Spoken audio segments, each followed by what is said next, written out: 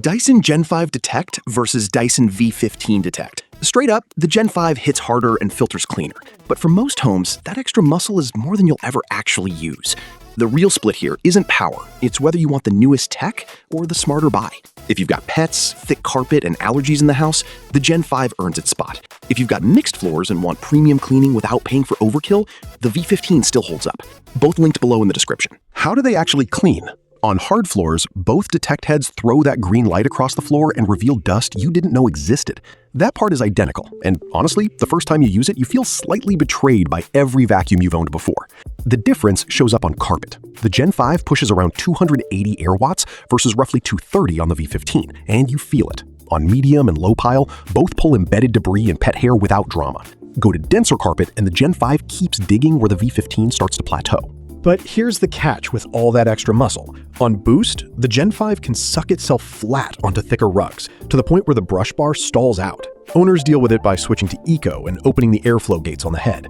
There's one review that stuck with me. Someone with shag carpet who basically lives in eco mode with the gates wide open just to keep the roller turning. That tells me the Gen 5 ceiling is real, but it's tuned for homes that actually need it. If your floors are mostly hard surface and low pile rugs, the V15 already cleans at a level most people will call overkill. Edge pickup, hair tangling, pet hair on upholstery, both handle it cleanly thanks to the anti-tangle conical brush. On this one, the Gen 5 has a real edge, but only if your home is asking the question. Now the number everyone gets wrong. Battery. Dyson says 70 minutes on the Gen 5, 60 on the V15. Both numbers assume eco mode with the non-motorized tool, which is not how anyone actually cleans. In auto, real-world runtime drops to roughly 30 to 45 minutes on either one. On boost, you're looking at 10 minutes, maybe less before it taps out. The Gen 5 has a slight edge on paper and a slight edge in practice, but it's not a transformation. The control difference matters more than the runtime gap. The V15 uses a trigger you have to hold down. The Gen 5 has a power button you press once. The trigger sounds annoying until you realize it stops the motor every time you lift the vacuum to move furniture or reposition, which actually saves battery. The button on the Gen 5 is more comfortable for long sessions, especially if your hand cramps easily, but it'll burn through charge faster if you don't tap it off between rooms.